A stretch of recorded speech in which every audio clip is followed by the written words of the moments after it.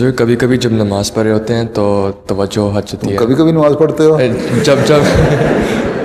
جب نماز پڑھ رہے ہوتے ہیں تو کبھی کبھی توجہ ہٹ جاتی ہے. جی تو کبھی کبھی تو اگر تو تمہاری کبھی کبھی ہٹتی ہے تو تم بہت نیک آدمی ہو ماشاء اللہ. اس لیے کبھی کبھی میں تو کوئی فرق نہیں پڑتا، ہٹ جاتی ہے لوگوں کی.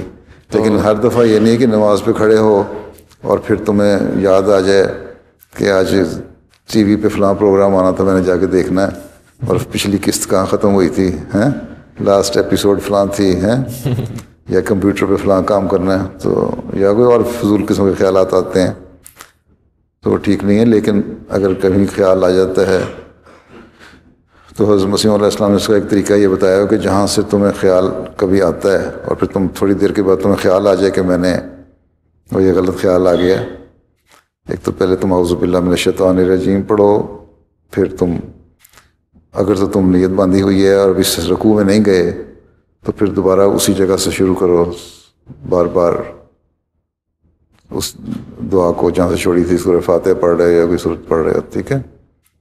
اور اگر رکوع میں چلے گئے تو آگے جا کے دعا کرو کہ اللہ تعالیٰ اس خیال کو استغفار کرو، استغفار کر کے تو اس خیال سے پیچھے بچنے کی کوشش کرو.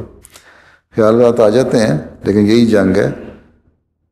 نماز قائم کرنے کا حکم ہے نا قرآن کریم میں، ٹھیک ہے.